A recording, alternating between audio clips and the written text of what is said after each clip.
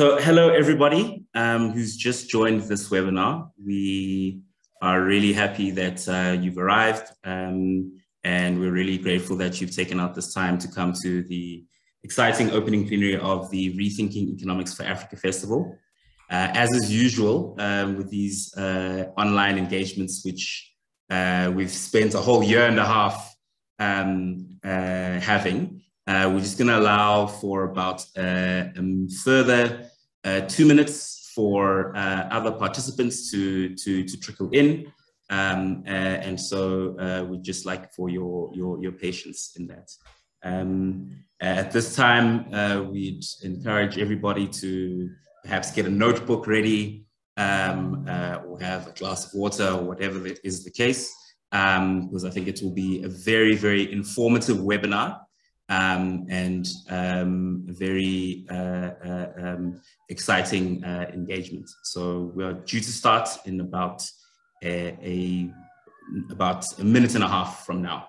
The webinar will go until will go for about an hour and 15 minutes, and then we will continue to the part of the festival which happens afterwards, which is the film screening and interview with the director of the documentary, South African documentary School Shutdown, and we will then give you further information on the rest of the festival. So in about a minute now, we can start.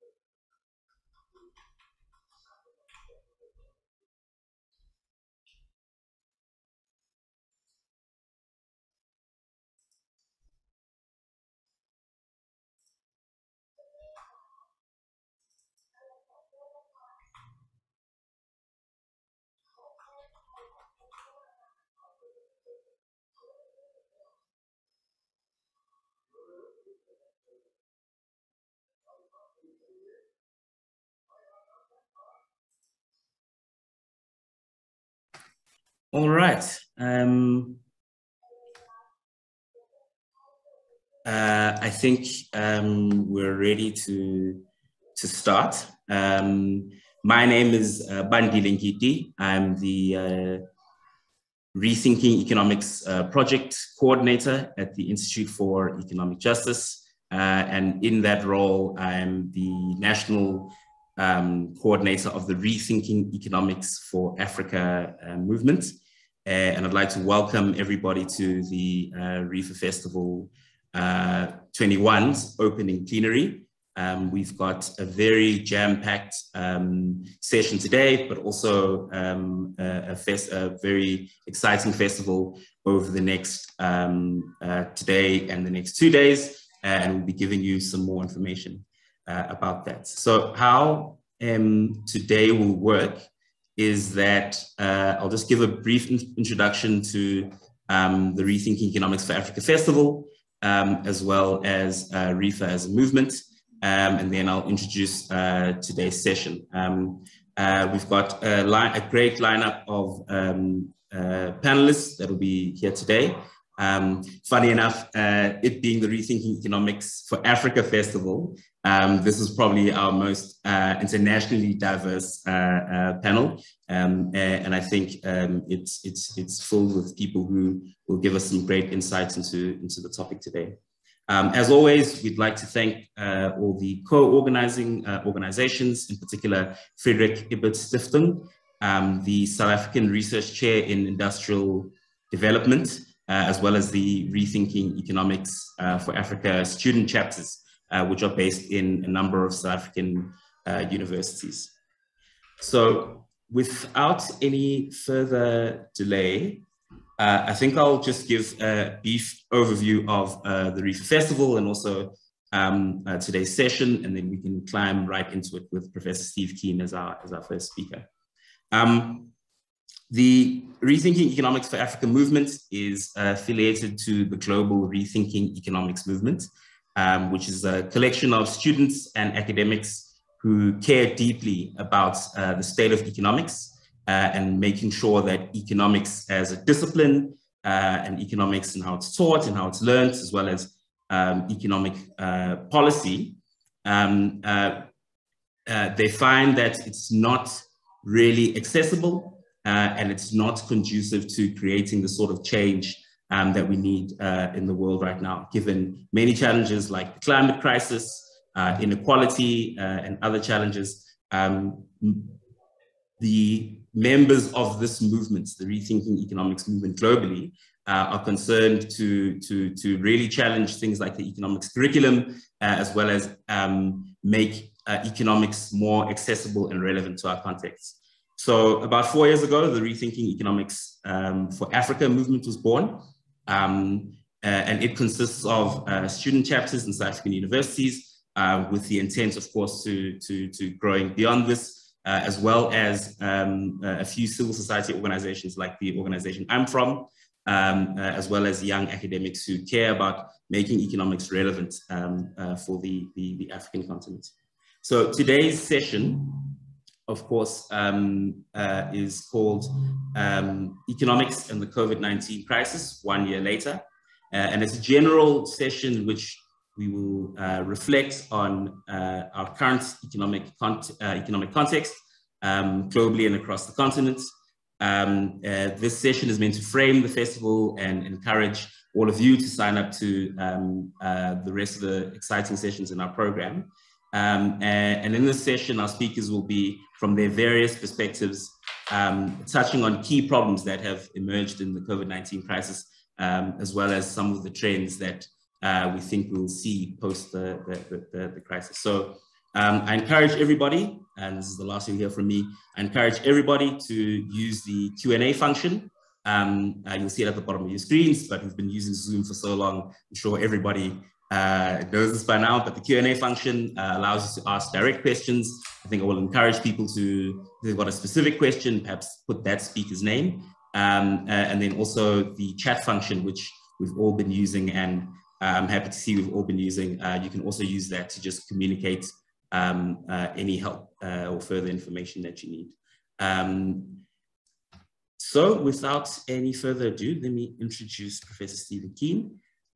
Professor Keane is a distinguished research fellow at UCL and is the author of The New Economics, a Manifesto, released in 2021. Also the author of Debunking Economics, released in 2011, and Can We Avoid Another Financial Crisis, released in 2017. He's also one of the few economists to anticipate the global financial crisis of 2008, for which he received the Revere Award from the Real World Economics Review. His main research interests are developing the complex systems approach to macroeconomics and the economics of climate change.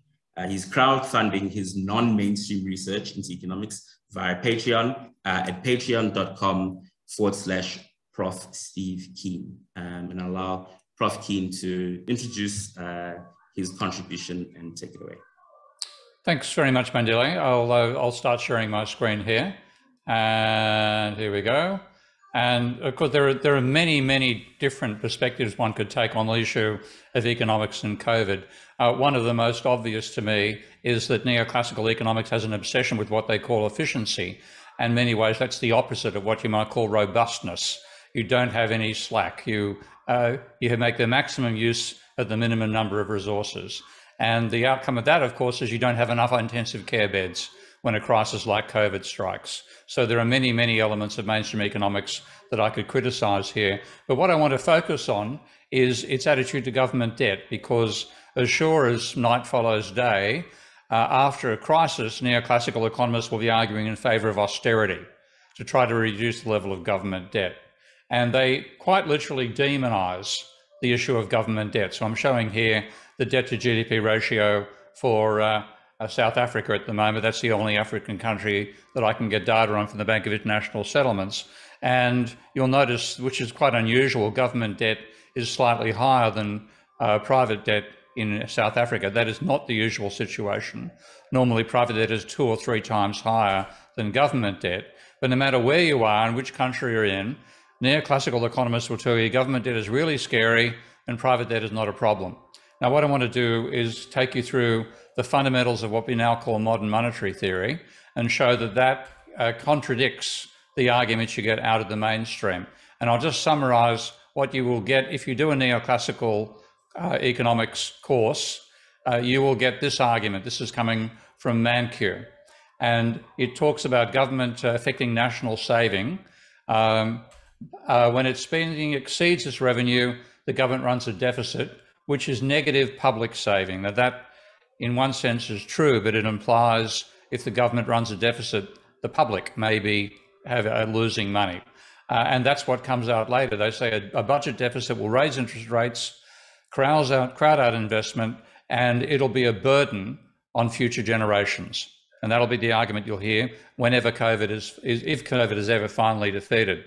And the argument is in favour of running a surplus. That is the perspective of the mainstream. Now, I have a presentation, but what I want to do is chance this and run this with my Minsky software live. So what you're looking at now is the open source system dynamics program Minsky that I invented about 10 years ago now. And the intention of Minsky is to enable financial dynamics to be modelled sensibly using what accountants use, which is double entry bookkeeping.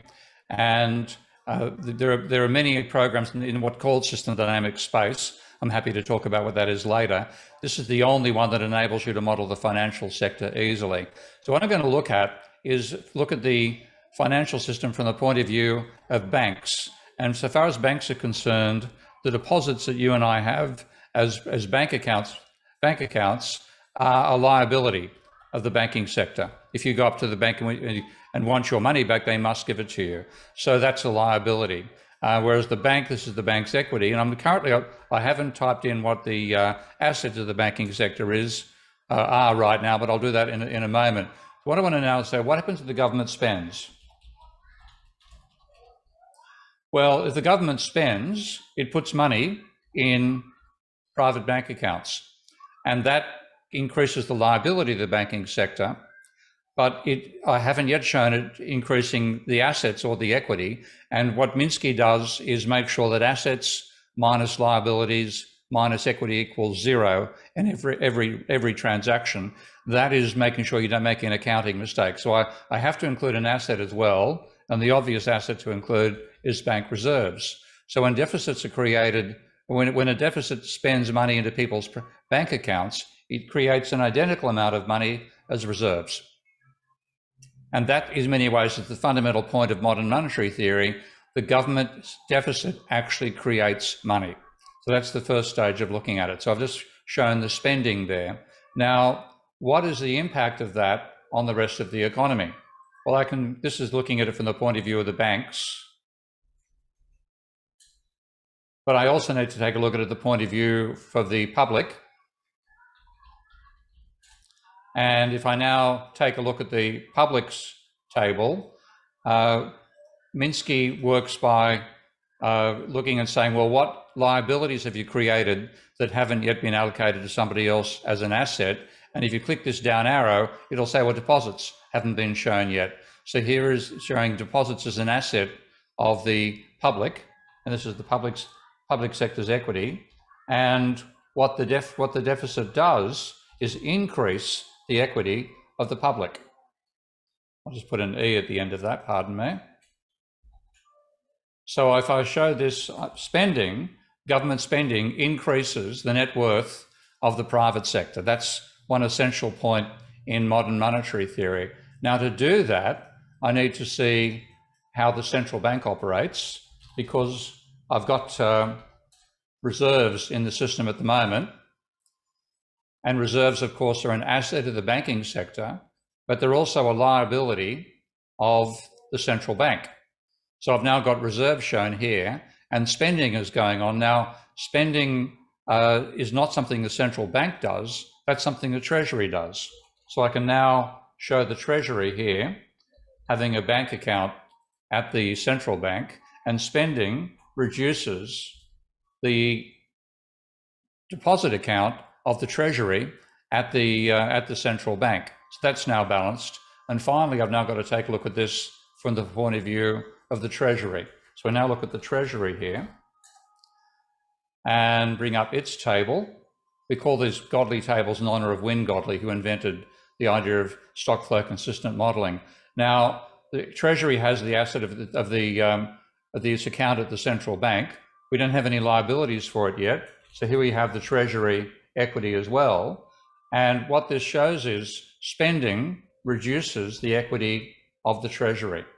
So government spending puts the net government spending puts the government into negative equity, and it puts the private sector into positive equity.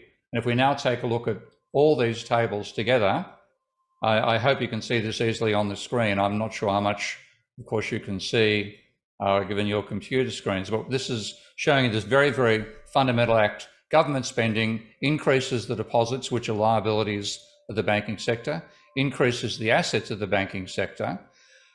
It increases the net worth of the public. It gives an identical negative net worth to the Treasury. So the Treasury's deficit is the private sector's surplus, and the money is passed through the central bank. That's the beginning of showing these operations. Now that's spending. What I haven't shown yet is selling bonds to finance the deficit. So if the government sells bonds, so Treasury bond sales,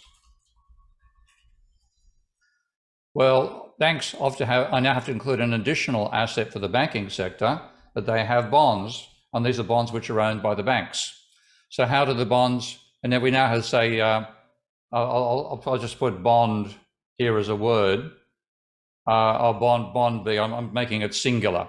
So that's bonds being purchased by the banking sector.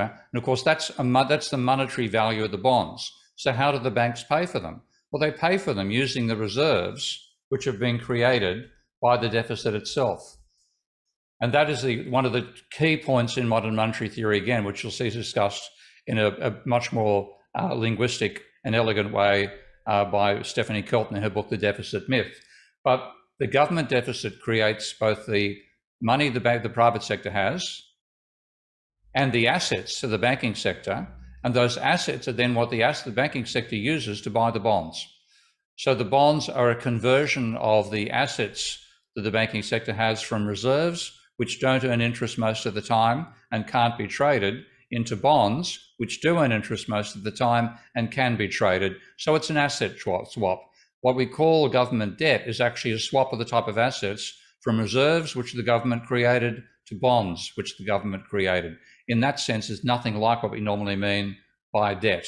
Now, having shown that from the point of view of the banks, I've got to now show it from the point of view of Treasury as well. So Treasury now has a liability, which are those bonds. And now I've got the liability rising. Well, at the same time, that is actually replenishing the account that the Treasury has at the central bank. So what the bond sale does is enable the Treasury to maintain a positive or a non-negative, at least, account balance at the central bank. So I've now got the beginnings of showing a whole pattern here. I have to add you notice that Minsky is bringing up all these, updating the other tables as I change any of the subsidiary tables here. And now, of course, we have to pay interest. And this is the thing which terrifies neoclassical economists. You must pay interest on the debt. How can we manage to finance it? We're all going to be ruined, the usual sort of thing they go on with. Well, I can now show, let's say there's interest on bonds.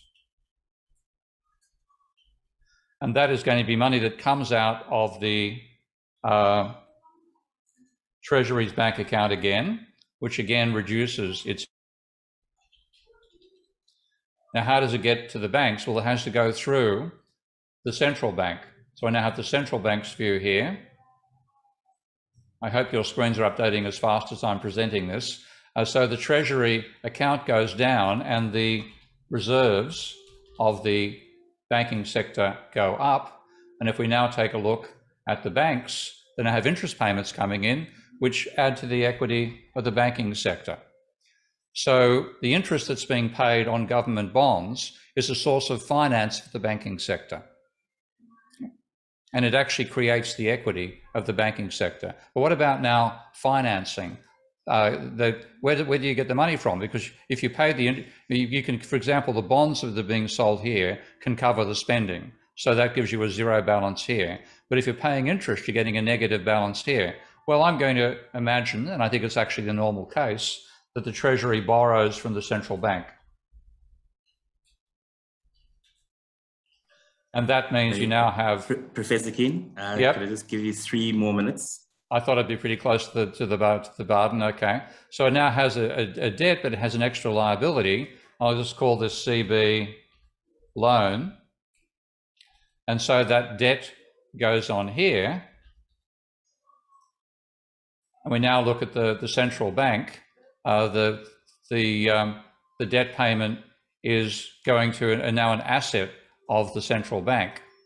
And that asset is matched by an increase in the liability of the Treasury. So having put that all together, I know I've done that extremely quickly, and I'll share my presentation, which captures all these slides, and you can actually go through them one by one. But what it fundamentally comes down to is government spending creates money. Bond sales by the Treasury convert the nature of the asset that was created for the banking sector out of the deficit from a non-interest earning, non-tradable asset into an interest earning tradable asset. The interest that is paid on those bonds creates positive equity for the banking sector, which enables the private banking sector to operate. And then the central bank can borrow to cover the interest and just the interest on that debt. And because the Treasury actually owns the central bank, it pays no interest on that interest. And therefore it is all self-financing. So I'll rapidly go through to the end of my presentation here, because much to my amazement, I've managed to go through all those without making a mistake. But what it shows is that the government can self-finance. It doesn't need to worry about the debt it gets into. The private sector is not in the same situation because it doesn't own its own bank. And therefore, during COVID, people couldn't pay their rents, their mortgage, corporations couldn't service their debt because of COVID. So the government was capable of creating money to enable the private sector to keep meet its commitments and not go bankrupt under COVID. Now, there was no danger of that being a burden on future generations. It would be totally foolish to run austerity afterwards, because the spending can all be financed by bond sales, as I've shown in this illustration. And the governments have done this, and if they hadn't, capitalism would have failed. But the belief that government debt is bad has meant that it's constrained the extent to which they've done this and made it harder for people to decide to obey the rules of lockdowns and things like that, because, of course, workers fear poverty and homelessness more than they fear an unknown virus. And so, as usual, Neoclassical Economics is bad for your health. And I'll leave it at that. That's my details there.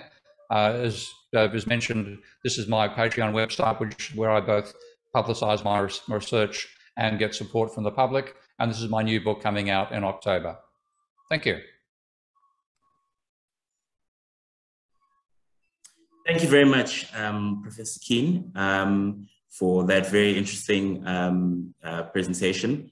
I think as you opened it on modern monetary theory, that's actually one of the hot topics that is there in heterodox economics. And I think that illustration was probably one of the first times that some people have gotten an illustration into it. So thank you very much for that presentation.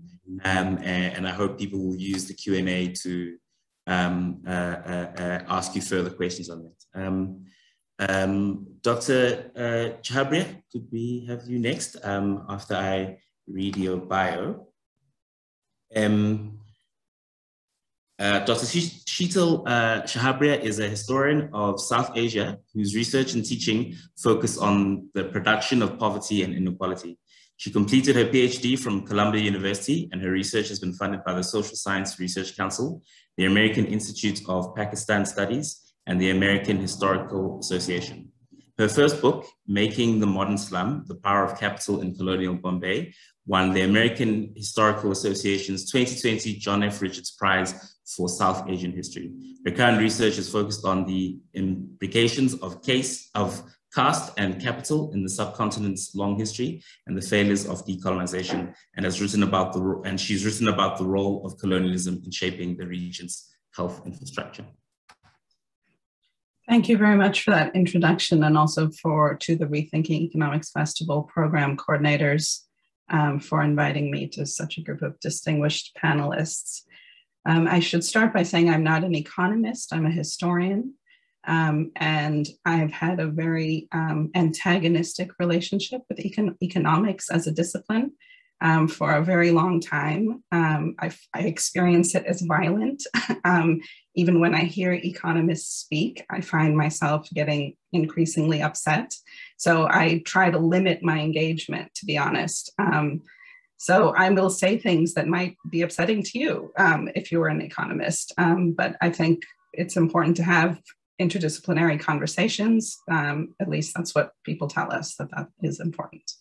I'll just say one thing, like I appreciated Professor Keane's presentation, but in my mind, I have to say all money gotten through a worker's debt is ill-begotten wealth. Those people who earn their living in that way should be completely stopped. And I think debt should especially workers' debt, should be completely eradicated, just literally wiped off the books. I agree. Yeah, I'm sure you do. Yeah, and that's a political demand, not a demand that has to do with how we learn things or know things. Okay, so I'm just going to share my screen real quick. When the pandemic started, I wrote a piece called Manufacturing Epidemics because I work on colonial India, and many epidemics became endemic in colonial India. And there's a process by which epidemics or pandemics become endemic. That means they become naturalized and some amount of disease comes to be tolerated, right? And so that process of pandemicity to endemicity is something we have to resist, because who it becomes endemic upon is often very poor in India, outcast people, or Dalits, in the US, racialized communities, et cetera. So I wrote that piece just out of a fury of rage. So I'll just talk a little bit about that. This is an image from the 19th century, as it says, famine victims await rations provided by a government-funded relief program. One can find many images like this. Famines visited colonial India. Colonial India made famines endemic, really. Over 30 million people died in the 19th century. At least by official estimates, and the real number is probably higher. So we can use that history to understand how it is that illnesses and diseases are embedded in socio-political economic contexts and are not exogenous forces. One piece I recommend everyone read is there's a piece called There's No Such Thing as a Natural Disaster by Neil Smith, and I'll put the link of it in the chat when I'm done speaking, but it's online. So There's No Such Thing as a Natural Disaster argues that which crisis gets selected amidst of an array of problems that society faces is itself a political act. Choosing which crisis to govern and to manage and to mediate its effects of have to do with who has power in society. So in colonial India, famines were rarely selected as a kind of crisis. In fact, when the plague hit in 1896, the plague was selected as a crisis because it provided an opportunity to reconstitute the urban space of Bombay as a space for commercial capital. This is the same, and during that time, there were a host of other illnesses, TB, just the regular flu, et cetera, just as there are now. There are a whole host of other problems in 2020, 2021, but COVID was sort of selected out because it could serve certain interests, right? Now, of course, I know it also was a liability for many ruling classes. So that's one main point. Another main point is that poverty is not just an effect of crises like these. Poverty is in fact a confounding factor in who gets ill and who succumbs to illness. So in the 19th century, especially in the early 20th century, the 1918 flu, it has been said by many historians that there was what they call a lethal synchronization. So India bore a disproportionate burden of flu deaths in 1918.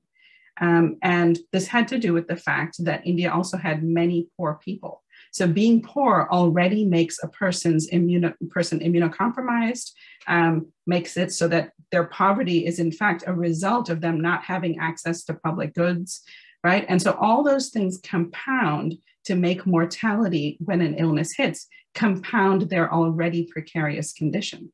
And so a pandemic or an epidemic disease, even though it produces poverty, poverty is also a cause of the way you make a pandemic. This is why I have written here how to make a pandemic, because as I believe there's no such thing as a natural disaster, there was an immense amount of human labor and effort that went into making every illness turn into the large-scale fiasco that it has become.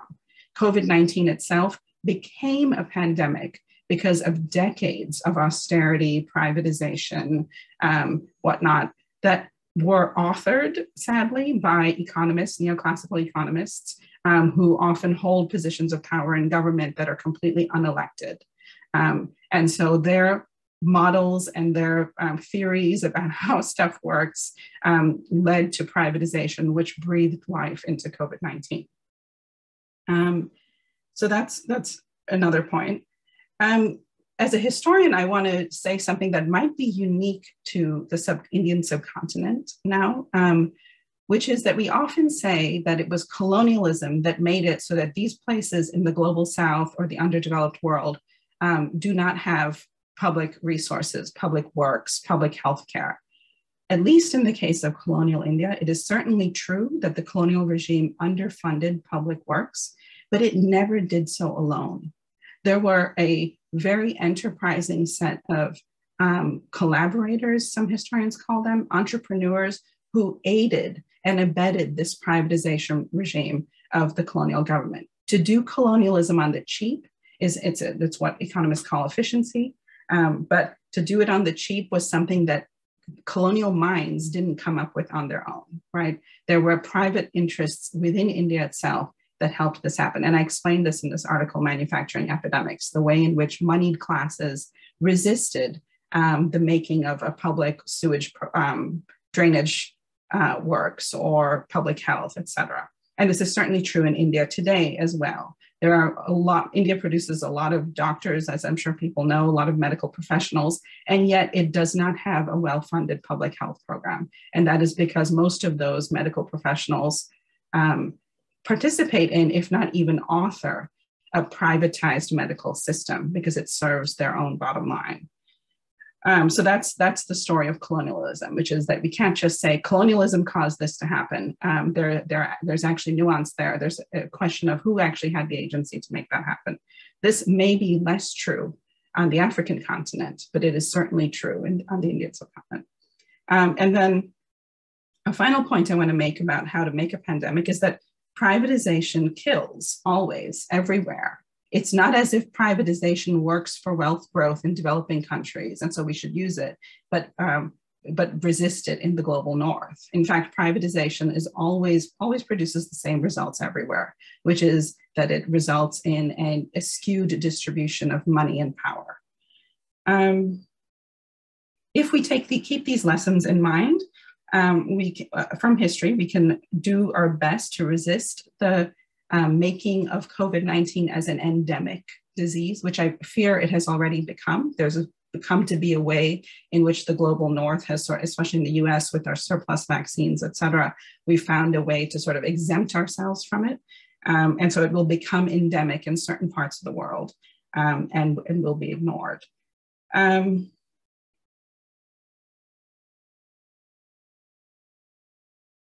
So Neil Smith in that article I mentioned talks about a social calculus that that takes place during any natural disaster. This is very similar to what Professor Steve Keane just mentioned about how economists strive for efficiency rather than robustness, right? Who gets to live, who dies, and how can we calculate the exact amount of variables so that we can govern on the cheap and get what we want.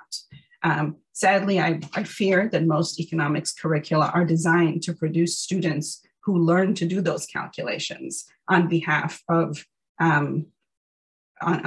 governments or agencies. I'll leave this here. This is a quote from Neil Smith, but like I said, I will just give you the link. So this takes me to the sort of the second and last point I'll make, which is I think it's important to think about what is the hidden curriculum in economics. I think the number one thing that, this is a simple supply and demand curve. I took 1 year of economics at some point in my life, and this is what we learned in the beginning. I think everybody learns this in the beginning, unless you have a really avant-garde sort of department.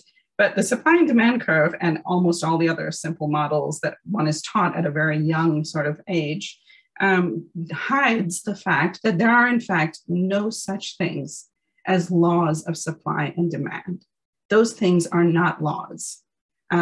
Gravity or something like that is something very different than the law of supply and demand.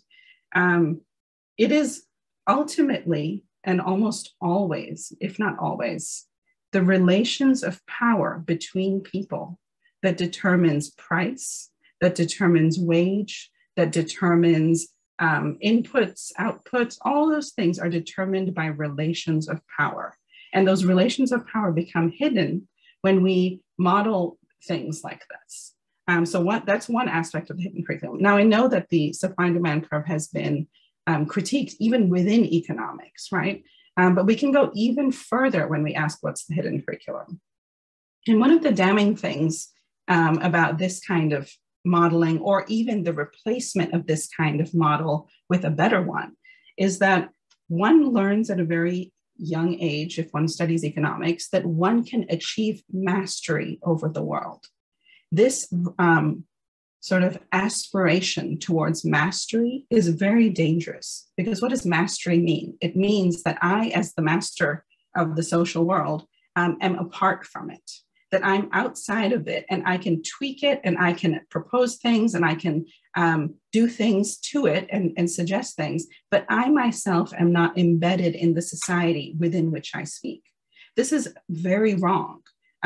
Economists are themselves embedded in society, and the things that they prescribe and ask societies and governments to do happen not because somebody decides that in some neutral way those things are the right thing to do, but because the economist has power in that society, and so they are able to make it happen. So they're in fact the agents of the world that they think that they're describing.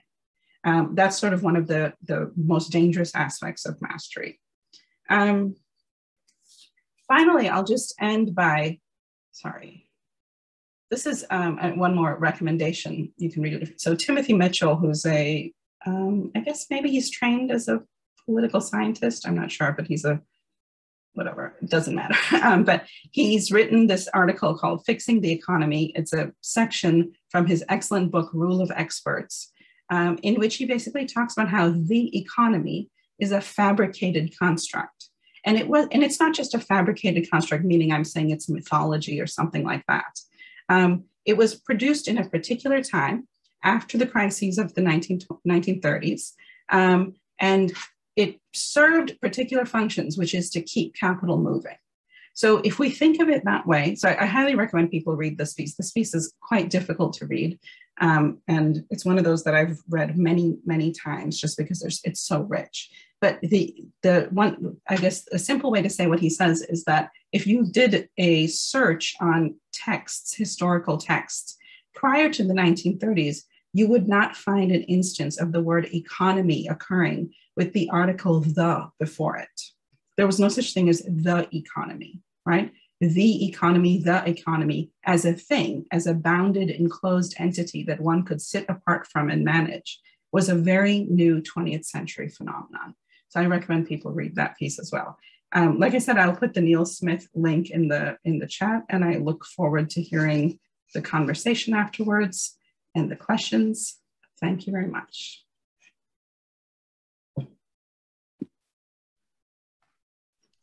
Thank you very much, Dr. Sheetal Chhabria. And I think these first two inputs have really encapsulated what people could expect in the REFA Festival, with Professor Keane giving us a very detailed illustration about one of these major topics that is at the forefront of discussion, namely modern monetary theory. And also how that ties into the biggest problem, one of the biggest problems in economics, which will be the problem of debt, and how nations will have to deal with the debt requirements in order to finance the recovery. But I also think Dr. Chhabria's input on the history of pandemics and the politics of pandemics is also another great thing for us to think about. In terms of how we navigate this pandemic as economists, as non-economists, and how this pandemic will affect the economy and society. So I would encourage people once again to put any questions you have. I think we'll move the Q&A to kind of those last 15-20 minutes. But next, I think I will introduce our third speaker, Lebogang Mulaisi. Lebogang Mulaisi is the Labour Market Policy Coordinator at COSATU, which is the Congress of South African Trade Unions, where she coordinates the implementation of COSATU's labour market policy. She's an EXCO and MANCO member at the National Economic Development and Labour Council, NEDLAC, and represents organised labour in the Labour Market Chamber of NEDLAC. She serves as a steering committee member for the Presidential Health Compact and chairs Pillar 1 of the Compact, which is Human Resources for Health. She holds a Bachelor of Commerce honours degree in economics and a Master of Commerce degree in development economics. Thank you very much. Thank you, Bandile. Afternoon to everyone. I'm so privileged to be giving an input on this REFA Festival, Rethinking Economics. I think the conversation is long overdue. Maybe just to also appreciate the fact that I've been placed with very esteemed panelists, Prof. Steve Keane, Dr. Chhabria, Prof. Howard Stein. I've listened to the first two inputs, and I think I'm blown away by the fact that we're finally having this conversation. I think in my first economics class, you get told about the various structures of the economy, you're told about capitalism, you're taught about socialism, and whatever the case may be. And then we scrap all other systems of the economy and we focus on capitalism because apparently that is what works. So I'm excited that we're finally in a position when we're having an honest and open conversations about the pitfalls of putting students in a classroom and altering the way in which they are able to pursue the way in which they want to think about the economy. We don't allow for any imaginative thoughts when it comes to economics. We've got kind of a set way of doing things, and that is what we need to pursue. So I think, especially after the first two excellent inputs, I definitely feel like I'm definitely in the right place. My relationship with economics is quite complicated.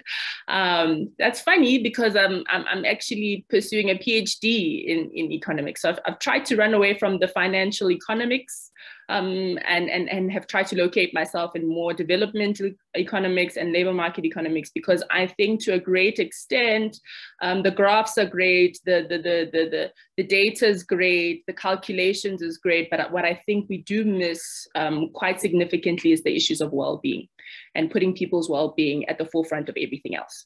And I think this is what this pandemic has kind of forced us to think about, the well-being of human beings, and putting that as a priority all above everything else. I think in my work around, health and health economics, we always fly this quote that, health is in everything, but everything without health is nothing. And the COVID pandemic has put that smack bam right in our faces, that if we're not healthy, we're not productive. And we're not productive, what will happen to the economy, because the workforce that's meant to drive the wheel, the industrial machinery, will come to a grinding halt. So to an extent, I think that's starting to channel some of, or challenge some of the kind of problematic views that we've held previously in the way in which we think about the economy and we think about economics. I love the quote by Professor Steve Keane: "Neoclassical economics is bad for your health." I thought that was very nice. But maybe just to touch on some of the issues, that the previous panelists have already mentioned, issues pertaining to privatization, and how privatization does not necessarily work in all cases. I think, I myself, being in the trade union movement, can attest to that more often than not. In our work on climate justice and transitioning workers to a low carbon economy, we're struggling with this view where everybody thinks that just because, state institutions has previously failed, our answer to every problem is privatization. And I think that's completely wrong. It's misguided, especially when you look at a country like South Africa, who has a triple challenge of the worst inequality in the world, the highest level of unemployment, and increasing poverty. Privatization is not the solution and the single panacea that's going to solve all our challenges. In fact, it could have an opposite effect. So I'm glad that, we're finally having a conversation about how we want to rethink economics, but my inputs are slightly different.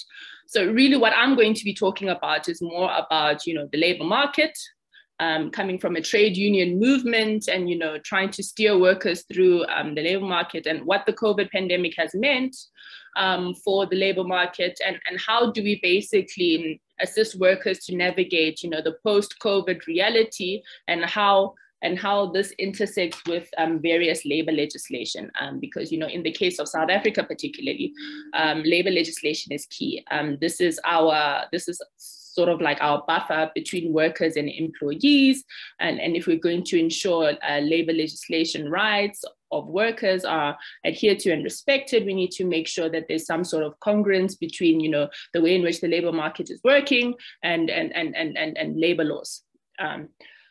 So maybe just to, start by saying that, one of the things that we've realized, in our work following this pandemic and trying to recover, or trying to get to some sort of normalcy after this pandemic, is the stark realization that, we have a labor market that's moving in one direction, and we have labor legislation that's not necessarily catching up to the realities or the current day realities of the labor market. So if you take the South African example into consideration, we have a labor legislation that was crafted right after the democratic dispensation, so around 1995, 96.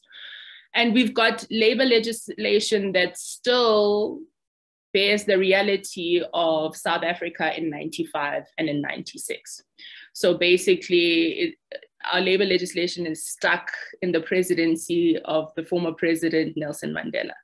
It's stuck in a RDP policy where it's rooted in redistribution and ensuring that everybody is participating in the productive capacity of the state. It's still stuck in an era where, even though we hadn't achieved the highest when it comes to economic growth, but the economy was growing as compared to what is currently the case, where we're actually starting to see a bit of a dive when it comes to issues of economic recovery. So we've got that policy, or we've got that labor legislation that's also stuck in a place where social cohesion was probably at its best, and there was a general trust of government and various stakeholders in the economy.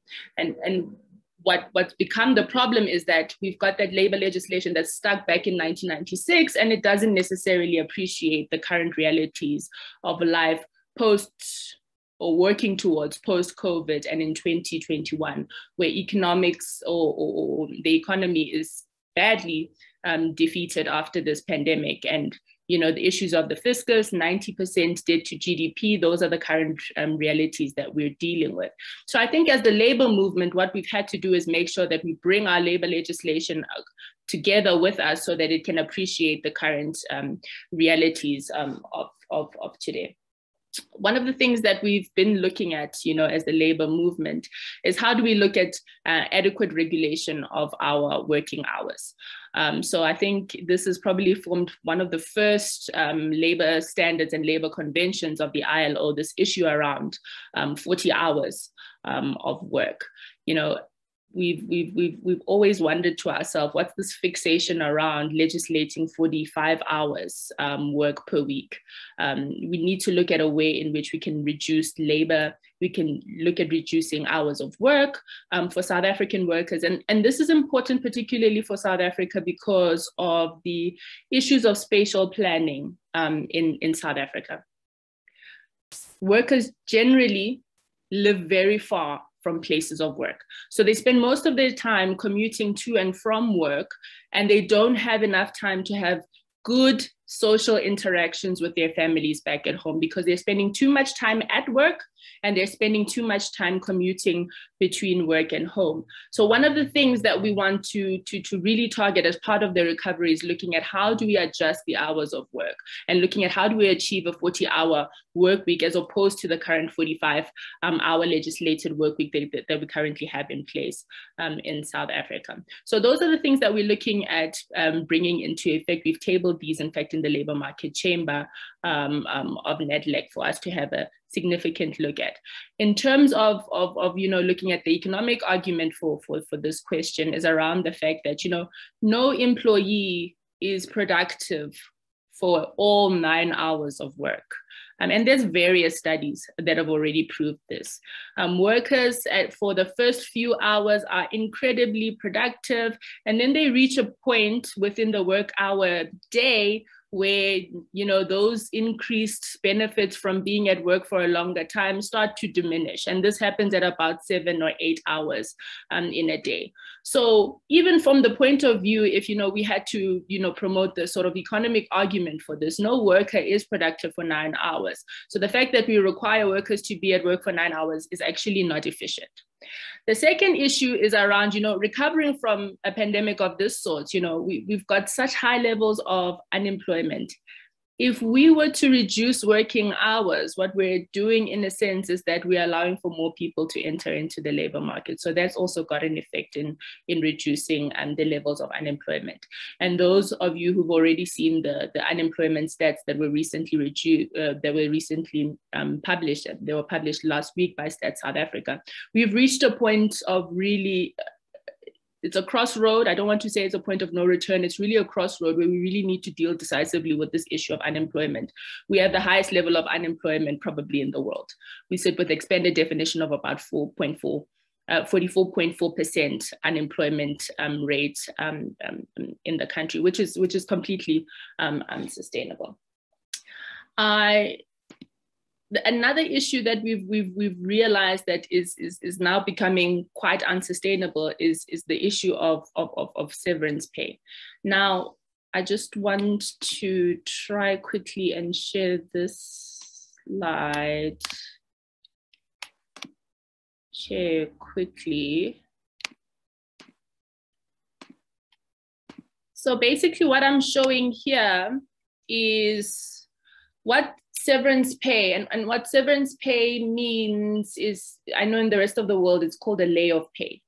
And this is one of the things that we really want the labor legislation to catch up with, because this has remained unchanged ever since the year 1996. So this is basically what severance pay or layoff pay is looking like in the rest of the world. Currently in South Africa, severance pay, you receive 1 week of pay for each year of completed service. So if you've worked for 5 years for a particular organization, you would receive 5 weeks of pay if you are laid off. And what we've seen as a result of this pandemic is that there's a significant amount of people that are currently being laid off because companies have been significantly impacted by the COVID pandemic. So what we've advocated for is that severance pay is terribly low in South Africa. You only get 1 week of pay for each year of completed service. And with the high unemployment rates, that cannot be, because if the if the level of unemployment is currently where it is, it means that people stay at home longer looking for work. So a person can be laid off today, and the reality is they could be looking for work for the next year, 2 years, or 3 years, looking for another alternative of employment.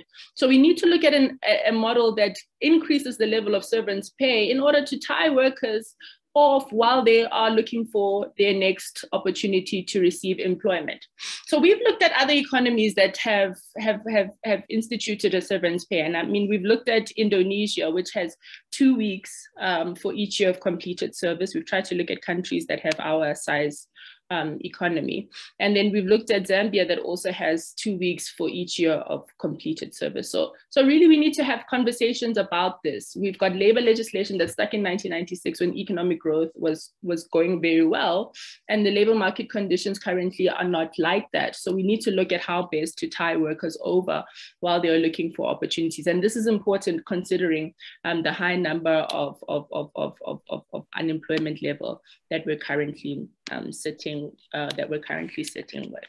All right, Lebogang, can I give you 2 more minutes, please? Yeah, I think maybe just to close it off is one of the issues that we're really grappling with and to deal with as a response in the labor movement is around this issue of the informal economy. So as and when, people are being laid off from formal sector jobs, what's happening is that workers or people are not just remaining at home. What they're doing is they're transitioning from the formal sector to the informal sector. So now, if that transition is currently happening and we have a labor legislation that is focused on only formal sector employees, we've got a problem, considering that the formal sector is shrinking in size on a day-to-day basis. And then we've got this other cohort of workers who are in the informal sector who have no labor protection, no labor rights, none whatsoever, which is a problem for our society. The unemployment numbers are so high because even in our statistics, we don't recognize informal sector workers. So we've got this cohort of employees that have no labor protection. They're not accounted for. We're not looking at how do we protect them in terms of social security networks. So these issues of severance pay that I've been talking about, we don't look at their regulation of working hours because they are just excluded from the labor legislation. So we need to look at a situation where we start to ensure that we broaden our definition of employees so that our labor legislation start to recognize informal sector employees. Another characteristic of the informal sector, another characteristic of the informal sector in South Africa is that it's the largest employer of women. So if we are letting this sector go, we're not taking it into account, we are losing an opportunity to care for and to account for women's rights and women's labor's rights. So these are the things that we need to start grappling with in the post-COVID era, because this is when we begin to get an opportunity to kind of get the sector to be regulated, get the sector to be formalized, if that's the word that we want to use, because that's the formal discussions that are already happening in the ILO. So basically, the work that we've really been doing is how do we bring our labor legislation along with us to comprehend the dynamics of the current labor market, but most importantly, how do we make sure that our labor legislation is catering for informal sector workers who have transitioned out of the formal sector? I think I'll leave it there. Thank you, Chair. Thank you very much, Lebogang, for that contribution, and to round up the formal presentations. I'm going to call on Professor Howard Stein. I would like to say that because we've had quite a full panel and they've touched on many interesting things, I think how the program could go on is that this first session is usually a 1 hour, 15 minutes. But I think I hope I could go on for about 10 more minutes beyond that. And then our documentary screening will start at 25 to 6, or rather 10, with a 10-minute comfort break. And I hope my panelists will be all right with that, just so we can extend some of the time that we could use for our very short Q&A. So Professor Stein.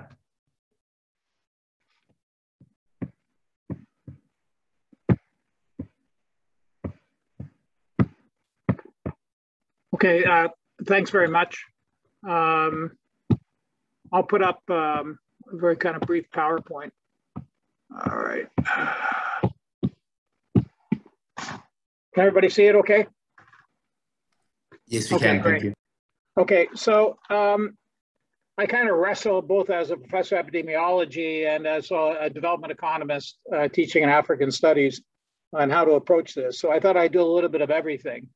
I really appreciate what has been presented so far, you know, and I think it's very complementary to the kind of things that we need to discuss around this particular issue of COVID and its implications to our understanding of economics and how economies are operating.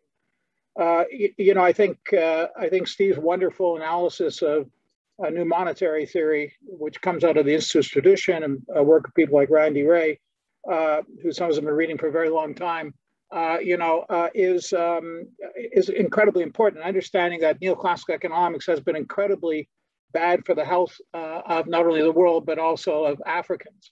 And I really want to focus on Africa today, on its transformation.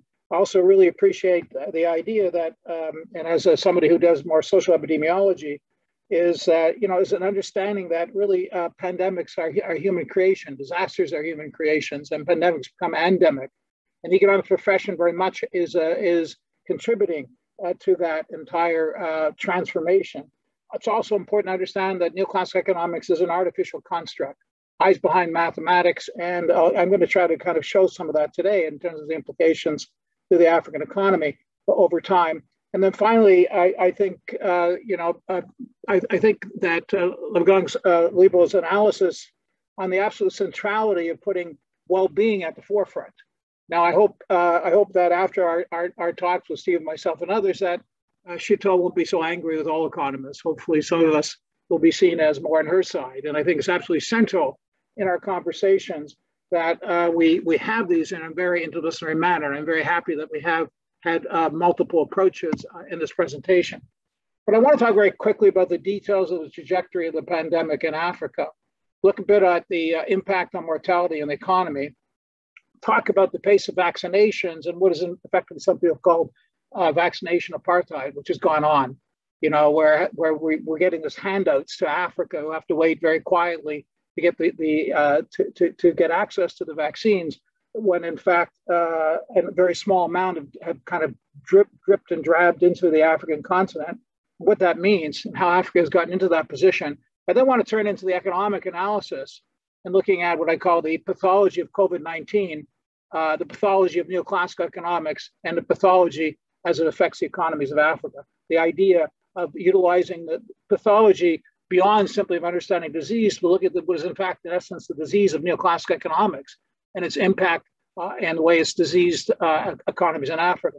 And I want to talk about the way forward. One thing I'm involved with, and I want to bring everybody on, is we're in the process now of trying to organize. It's not just having episodic conferences like this, you know, or festivals, but we have to find a way to institutionalize an alternative approach to economics in Africa and in economics departments.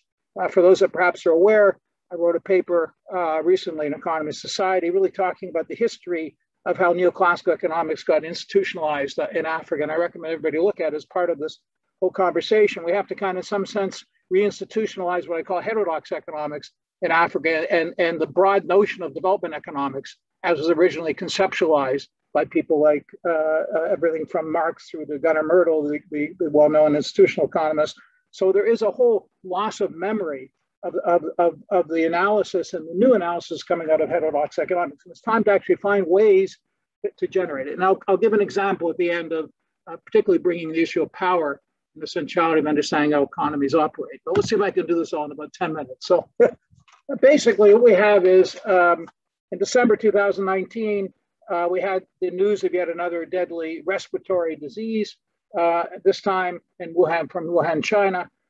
And unlike other diseases like Ebola, which evolved these zoonotic diseases in Africa, this one actually gave African governments times to prepare. And so the first case, 4 Asian countries reported cases in January.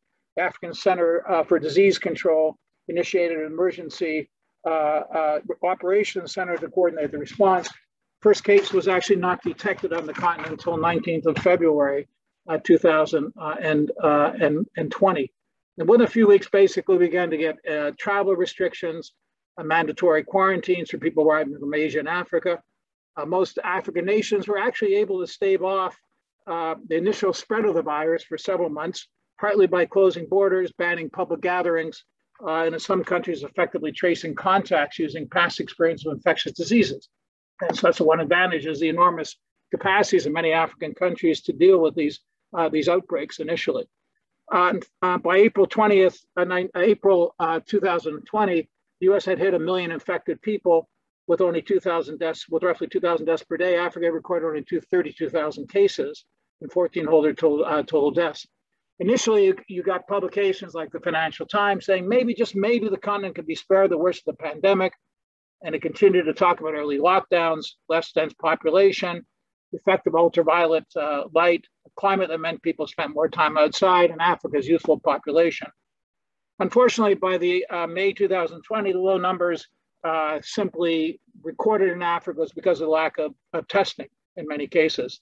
WHO warned that the pandemic would in fact lead to between 80,000 and 190,000 deaths after a year. Unfortunately, we can see that that was correct, but that's only the official numbers. So we can see the latest figures coming from the World Health Organization, the CDC of Africa, shows 192,000 deaths and roughly 7 million cases on the continent.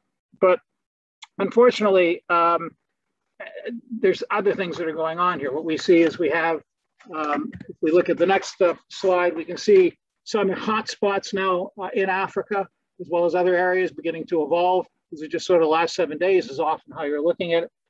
And then we can also look at basically the issue of the official figures on the number of reported cases that are showing up on the official numbers. And we can see it's still fairly tiny relative to the global numbers. And so we have sort of, part of the problem, of course, is the incredibly low levels of testing.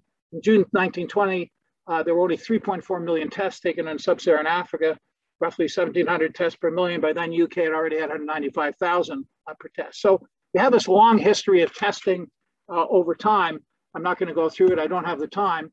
But basically, but if you look at kind of the most recent data on testing, it's still enormously under-tested in Africa. You don't have access to the tests. There have been something like 65 million tests now done in Africa on COVID, but 25% of those are in South Africa.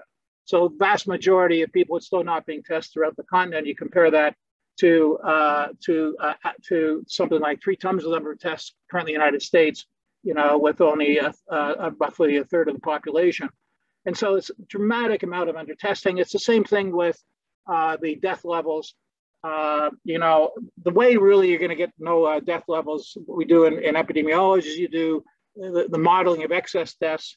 And we know from the University of Washington's EMA, they estimate that the number of deaths from COVID-19 and related issues is 3 times the official deaths in South Africa. In Khartoum, for example, Sudan found 16,000 deaths from COVID-19 in April to September, as opposed to the only official level of 477 registered. So it's dramatically undercounted in sub-Saharan Africa. It's having a huge impact. I don't have a lot of time. I want to get to other issues. There's a whole series of things we can talk about: the economic impact, food insecurity, lack of medical supplies, loss of income and livelihoods. Some of this being discussed by Lebo, and the labor markets. Basically, enormous difficulty in terms of the overall impact on development. We're expecting also quite a dramatic decline in life expectancy in sub-Saharan Africa. Roughly, there's at this point, 2020 looks like life expectancy will drop by 3 years. So it's huge in terms of the impact on mortality. Estimates of declines of 75% in tourism, remittances declining, falling prices of commodities, falling FDI, et cetera. And so you have all the impact, and you also have the the enormous problems in terms of the lack of testing, and here we have and the lack of access to vaccinations. And so what you have here in sub-Saharan Africa, to this point, we have roughly 2.5% of the population currently vaccinated, versus many other countries in the West that are that in fact are much higher than that. But the range is huge. You can see here the number of vaccinations, and many of the countries are under 500,000 being vaccinated, incredibly tiny percentage of the population in sub-Saharan Africa getting access to the vaccines. And so I want to then turn to the issue of what this all means. And the vaccinations are incredibly uneven. You have 4 countries having vaccination rates above 25%, Seychelles, Morocco, Djibouti, and Mauritius. 6 are under 1%. So in essence, the shortage of vaccines and tests are exacerbated what is this West kind of hyper-nationalism, which have restricted the imports of these 2 vital tools. But we could also talk about the underlying dynamics of enormous inequities that are built into the global system. Pathology is one way of looking at it. Pathology is generally associated with the scientific study of disease. But there's other types of pathology. Economic pathology is the relationship between bad economic policy advice coming from the pathologies of the economics profession. I can see how Sheetal says it kind of makes her sick sometimes listening to economists. I agree, but it makes a lot of other people sick too when their policies are implemented. It leading to the pathologies in the economy, weak conditions, of vulnerabilities in the economy, with it the vulnerability to disease in the medical sense. So the issue of the incapacity to produce medical equipment, PPE, reagents for testing medical oxygen, pharmaceutical products for treatment, weak medical and hospital systems are all exposed by this pandemic. It exposes the enormously weak structures of African economies in terms of being able to deal with the underlying pandemic and the enormous global inequities that are embedded into it. So how did this come about? And let me take a few minutes going through it. I think many of you are familiar with this history. But really, following independence, higher education was a key part of the National Development Project. Was aimed at training economists to take on vital roles as doctors, teachers, lawyers, civil servants, and economists. Economic curriculum initially used to be thinking about the theorizing of the nature of Africa's integration in the global economy, and domestic policies needed to enhance development. Debates on government strategies used to draw on diverse theoretical traditions such as institutional and structural economics. And there was a general consensus on the need for African countries to use government tools to build an industrial base. The crisis basically of the African universities, including extreme decline in academic wages, partly generated by a structural adjustment project in the 1980s of the World Bank, really created the opportunities to donors to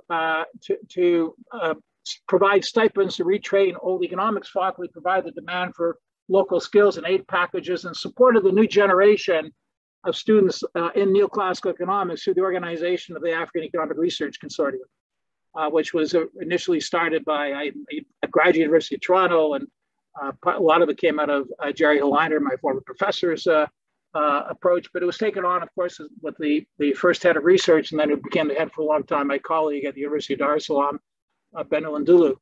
So it was formed in '88, heavily supported by the World Bank and other agencies, and it aimed at revamping and training graduate students, basically by providing financial support to economics departments in African countries to organize graduate courses and research along Western lines. So the ARC basically put tens of millions of dollars into the universities and basically totally reformed into what is now the institutionalization of the neoclassical economic approach throughout African countries. And today, really, economics departments, when I go to Africa and I lecture, there's kind of a blank look on their face when I'm using non-neoclassical economics in a lot of places in Africa, really doesn't look very much different than their Western counterparts. And of course, at the heart of the real transformation of the economy, supported by neoclassical economics, was adjustment, which entirely transformed and led to this pathological condition and weaknesses that we see today in the context of it. I don't want to go through a lot of it. We heard a bit about privatization, huge cutbacks in social services and spending and education, the opening up of capital flows, privatizing state enterprises, liberalizing trade, leading to the deindustrialization of African countries. You know, and we look at the figures, we really returned Africa back to very much a colonial style extraction economy with its problematic boom and bust commodity cycles. And so the real problem is the economics we have today in many African countries is really unable to conceptualize the structural institutional exigencies of the development. And so it has pushed African countries in what we call the lower end of the global supply chain. And so recent studies have indicated that African exports after 2000 have increased without really a comparable rise in domestic value added. And so in essence, what you have is orthodox economists that have pushed liberalization in Africa to follow its static comparative advantage. In the world of neoclassical economics, and I've always said a 5-year-old can figure out there's something wrong with this. It makes no difference whether you produce a coffee or vaccines, whether you're producing, whether you're producing corn or whether you're producing microchips. Because in essence, all you do is try to do that which is more efficiently and then trade for the other product. And here we have what I call— Professor Stein, can I please give you about a minute to wrap up? Okay.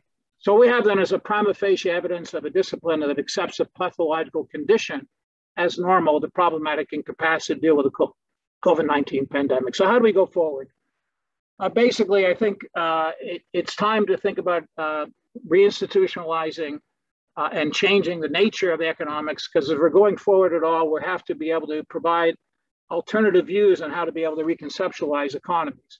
And that means putting together and building heterodox economics on the continent, basically, and that includes not only the different types of economics like original institutional economics, Marxian economics, structural economics, but also having conversations with historians, anthropologists, geographers, economic sociology, et cetera. And so we're proposing now to organize a new Pan-Africanist international network, which we hope to call the African Heterodox Economics Network. In French would be the Réseau d'économie hétérodoxe africain. And so let me, if I could take 30 seconds to say, what would it mean? You know, and Steve gave a good example of other ways of conceptualizing the type of economics. I mean, today they put in open market operations, and monetary theory is very relevant to understand monetary systems of African countries. But if you look, for example, at, and let me just close by in the next few seconds to say, look at the example of how the idea of distribution inequality is still driven by the neoclassical economics idea that the ownership of factory productions are paid according to their marginal contribution to production. But this is complete fiction.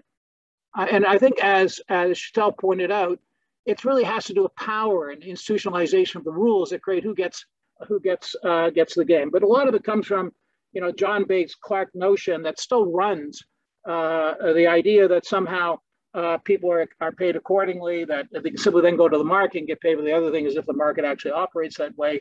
And it's completely taken away from the endowments and the differentiations of power that are in the marketplace. I don't have time to go through a much more bigger example of how important that is in understanding power relations and understanding the nature of how value chains operate today, and reconceptualizing policy in an entirely different view when you begin to move away from the idea that each should paid according to their value of the marginal product of labor or marginal product of capital, into the idea that that in essence shares are determined by power, and the dynamic interaction between people doesn't allow you to actually understand what the marginal contribution of each multiple units are to production. Let me stop there.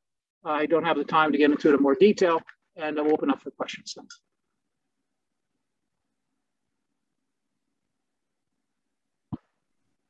Thank you very much to our speakers and to the interesting questions that have come up in the Q&A. I'm very excited to see that there's been so many questions, and I really don't think we'll be able to get to all of them. So I'll just give one opportunity to each of the panelists to respond to either any of the questions they have seen in the Q&A.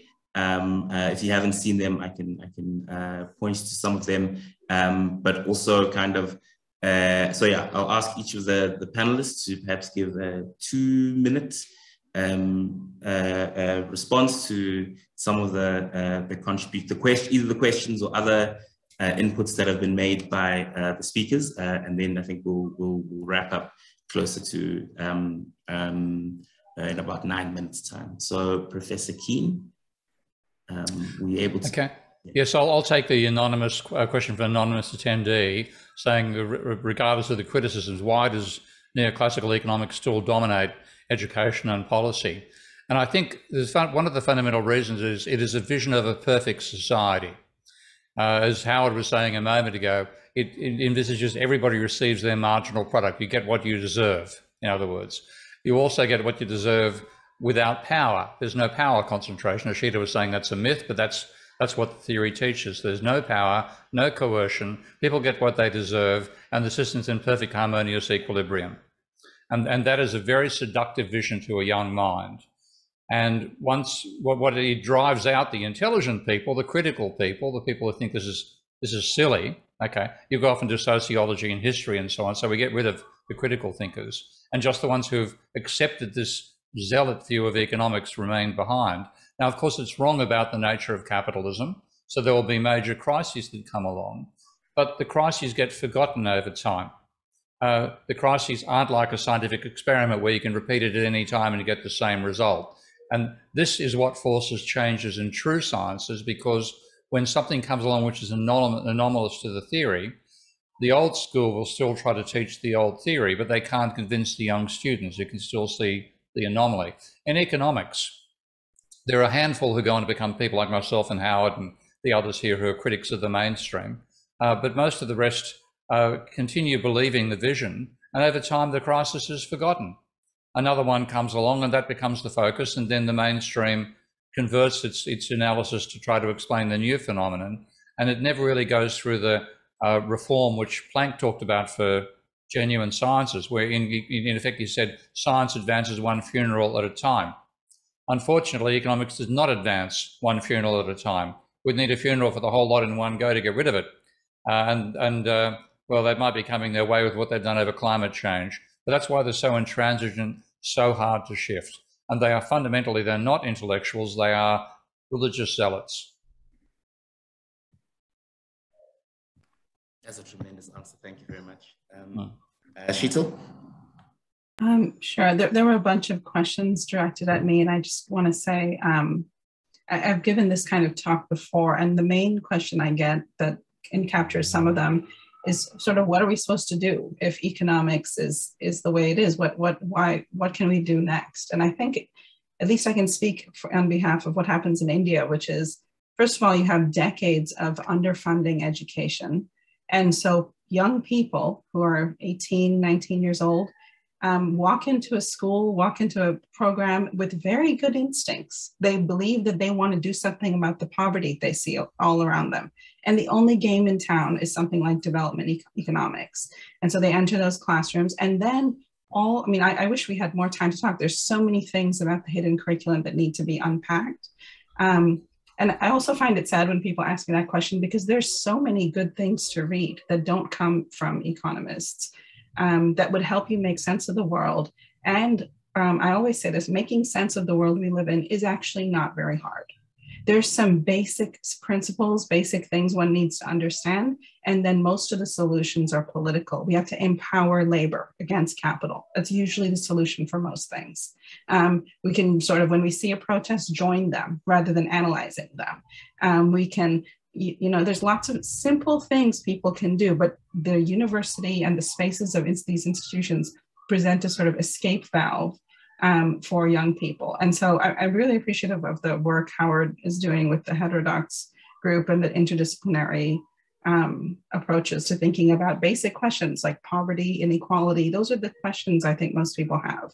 And we need to enlist ourselves and join people rather than speaking above and beyond them. The only difficult question I think that will remain is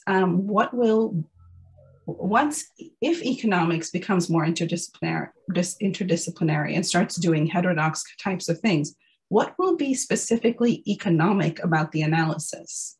right? I mean, most heterodox economists are using sociological, historical, those kinds of forms of analysis. There's very little in the discipline of economics, even, you know, that could actually explain something or even offer a solution.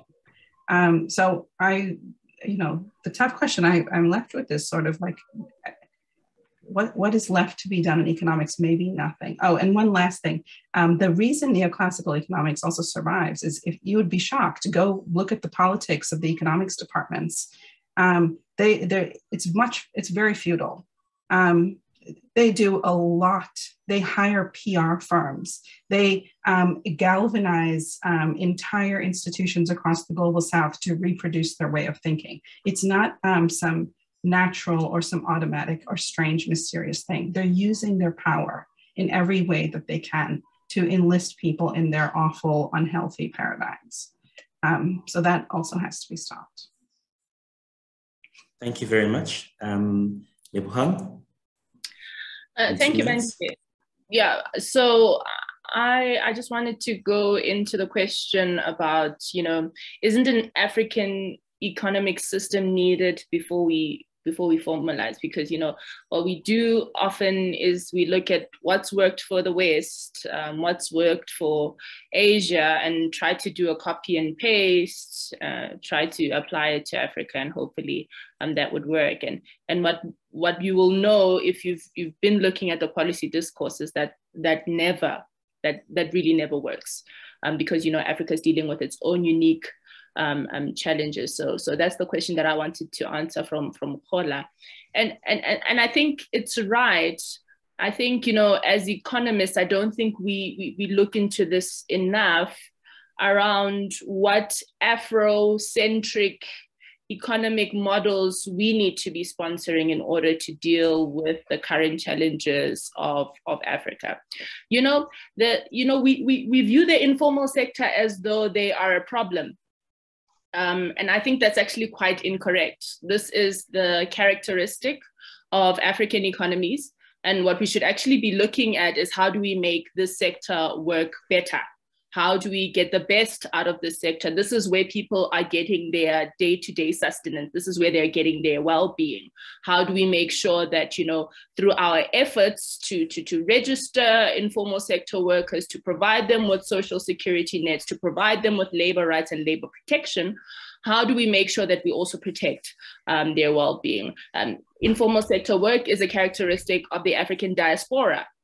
So that's why our economic models need to start talking about this important sector, because it is employing a large amount of the workforce. And this is a completely different situation as compared to the rest of the world. So instead of, you know, treating the informal sector like they're pariahs, they're not part of the actual economy, they're not contributing to the economy, we should be looking at economic models that take into consideration the contribution of the sector.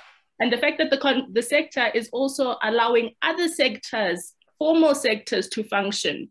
They are contributors to other sectors. They purchase from industries, they purchase from manufacturing, and they do their work in the informal sector. So how do we make sure that we protect that sector? So I think definitely we need a much more in-depth conversation around, you know, how do we look at African-specific models that speak to the African challenges, because unfortunately what we're looking at currently is not working. It works for a certain, you know, it works for the global north, but not necessarily for the global south. So those are the conversations that we should be having as economists. And it's unfortunate that, you know, standard economics requires us to, you know, be set in our ways, but definitely we need to look at how we get into, you know, a sort of an African economic model that takes into consideration and appreciates the characteristics of the global south, particularly in Africa.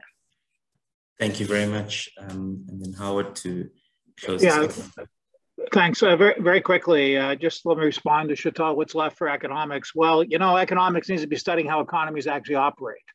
Look around you, what's actually going on. Unfortunately, that's not what economics does as it is currently constituted. And whatever tools are necessary, including from other disciplines and other insights, it should be used. I mean, you know, I think in many ways in Africa, economic anthropologists understand how the economies operate in Africa a lot better than most economists today.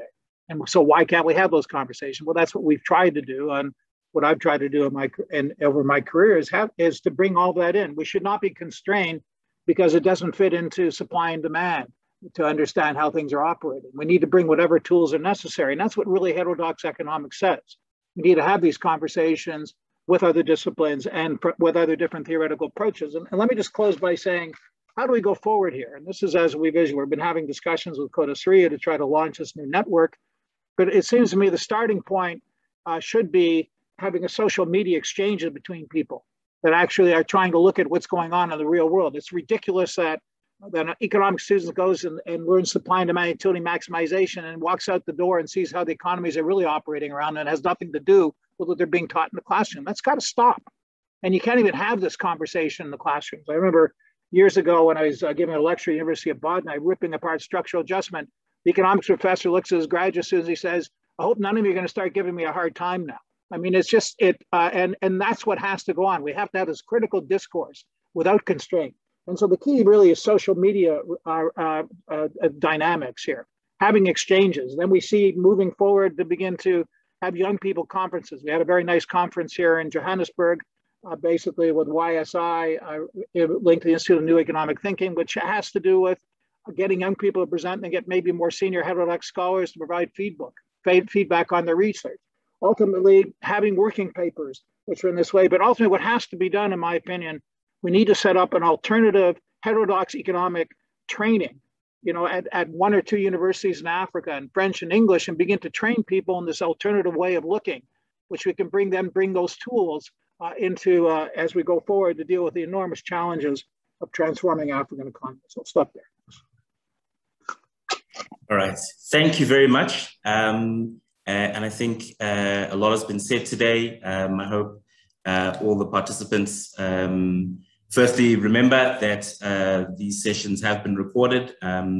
They will be immediately available through the Zoom platform that you signed up on. And also we will later on be putting them on our social media. But I think this session has achieved at least one thing, which is to give a very broad overview of the full range of topics that will be covered in this REFA Festival. We've posted some links in the chat, and you can follow our social media to get more information on the rest of the more in-depth sessions that will be happening throughout these next 2 days. We really appreciate your support. I'd like to thank all our wonderful panelists today.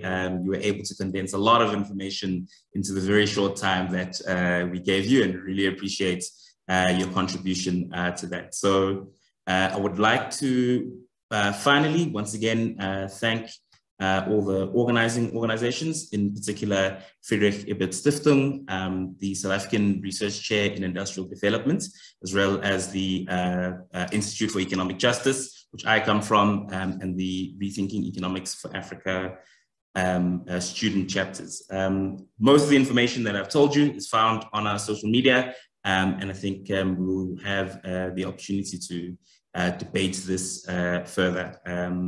So we'll bring this webinar to a close and share as much information as we can on our different platforms, and then give a bit of time for people to take a comfort break, and then immediately start with our documentary screenings. The link for our documentary screening is, as I said, on the REFA website, but I'm just posting the bit.ly link in the chat now, and people can access it there.